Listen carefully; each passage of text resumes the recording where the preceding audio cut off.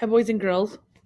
It's Miss Holler. Today we're going to listen to the story called Bats. It is by Elizabeth Carney. And the story is a nonfiction story because the events in the story are real. This is the table of contents. It is the page that will be able to tell you lots of information about where you can find different parts of the book. So, like on page 16, you could read about Funny Face. On page 24, you could read about Bat Rescue. Like on page 6, you could read about Bat Food. Now, we had a discussion yesterday in class about what you would read on a page that's not there. So, like, let's say page 13. What do you think you would read about on page 13? If you said that you were reading about bat bodies, you are correct. What's a bat? I sleep by day, I fly by night, I have no feathers to aid my flight. What am I? The answer is a bat. A bat is a mammal. Mammals are animals that nurse their young, have hair, and are warm-blooded. Humans, dogs, and whales are all mammals. But bats have a special ability. They can fly. Down here is that bat word. Mammal.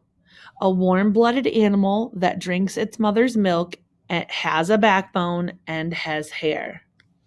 This caption over here for this picture says, Flying Fox Bats. Bat food, that's the heading for this page. There are about 1,200 types of bats in the world. Most of them eat insects. Insect-eating bats are usually small in size. There are more than 150 types of fruit bats. These bats are usually larger and search for sweet fruits and other plants. Here's a little picture of the silky short-tailed bat feeding on some kind of fruit. If you want to, you can read those jokes in the corner.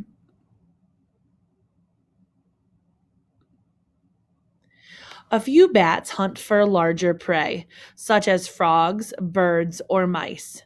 Some people think all bats suck your blood. This is not true. Only 3 kinds of bats drink blood. This group is known as vampire bats. They mostly feed on the blood of animals like cow and deer, not humans. Here's a picture of a vampire bat. There's that caption down there in the red. And over here we have a fringed lip bat eating a frog. The heading of this page is Night Flight. Did you know that while you're fast asleep, bats are busy filling their bellies? Bats are nocturnal, meaning they're active at night. This way of life has many advantages for a bat. Insect-eating bats often feast on bugs that come out after dark. Pollen and nectar-eating bats might feed on plants that only open at night. Nectar is a sweet liquid made by flowers. Here's our caption in the red. Thousands of wrinkled-lipped bats leaving a cave at dusk. And there's a bat word down here at the bottom. It says nocturnal. Actually, there are 2 of them. Nocturnal, the state of being active at night. And then nectar, a sweet liquid made by flowers. Our heading for this page is bat bodies. Scientists call bats Chiroptera. I'm not sure if I said that quite right, but that's how I'm going to say it. A Greek name that means hand wing. That's because bats have 4 fingers and a thumb, just like us. Who would have known? A thin layer of skin connects the fingers. This forms a wing. Bats also have a sensitive nose and big ears. Their big ears help some bats see with sound. Over here on page 13, there are lots of labels to be able to help show you the different parts of the bat. Here's the coat of fur, the 4 fingers, thumb, sensitive nose, big ears. Here's the wing, and sharp eyesight. In the pitch black night, bats can scoop up a tiny insect with ease. No flashlight required. How do they do it? They make a sound that travels until it hits an object. Then it bounces off the object and travels back to the bat.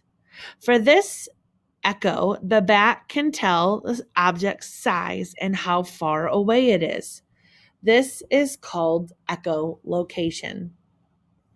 Over here it says bat words, echolocation, a system in some animals for locating objects using sound waves. Funny face, that's the heading of page 16 and 17. We've got a false vampire bat, an Amazonian bat, a spotted bat, and a big-eared bat. Some bats have strange-looking faces. Special ears, noses, and mouths help bats tune into and make sounds while they use echolocation. Their faces may look odd to us, but for bats, their features work perfectly. Here is the heading at the top of this page, number 18, is called Hanging Out.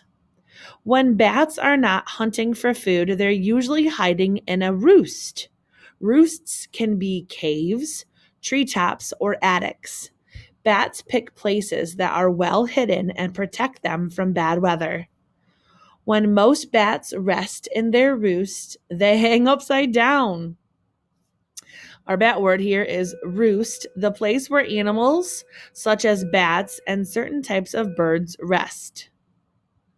On page 19, it shows us a picture and a caption in the red box. The caption says, "Little red-headed flying foxes roosting in a tree." Have you ever hung upside down in a jungle gym? You might start to feel dizzy. Bats have special veins to keep their blood flowing properly, so they never feel dizzy. Bats can't take off from the ground like birds do. They have to hang and fall into flight. Hanging upside down is the best way to make a quick getaway. The caption on page 21 says, "Bats hanging and flying in cave." Baby bats. Here's a caption that says, "Mother and baby bat." Baby bats, called pups, completely depend on their mothers after they're born. They're blind, hairless, and can't fly. They cling to their mother's fur. The pups nurse their mother's milk and until their wings are strong enough to fly. Bat rescue. During storms in an Australian rainforest, wind can knock baby bats to the forest floor. The babies usually don't survive unless wildlife workers come to the rescue. The lucky bats are taken to a bat hospital, and the babies are bundled in blankets and fed milk from a bottle. After a few months, they're strong enough to return to the wild. These bats were rescued bats in Queensland, Australia. I found that information out by looking at this caption on page 25. Nature's helpers. A world without bats wouldn't be very nice. Bats are an important part of the ecosystem. Insect-eating bats gobble up millions of bugs. Many of these insects are pests that could harm humans or destroy crops. Bats keep their numbers under control. Other bats keep forests healthy by spreading seed and pollen. This allows trees and flowers to multiply. Here is a hairy-legged nectar bat with pollen on his head and his shoulders. See that green stuff? That's that pollen. And an ecosystem is the environment in which living things live. Bat myths busted. Some people have misunderstandings about bats. Here are a few common myths that drive experts batty. You can put me on pause for a second and read those different myths. Bat Hall of Fame. These 2 pages are some facts about different types of bats.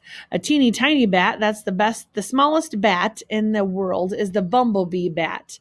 Its wingspan is 5 inches across. Its body is the size of a jelly bean.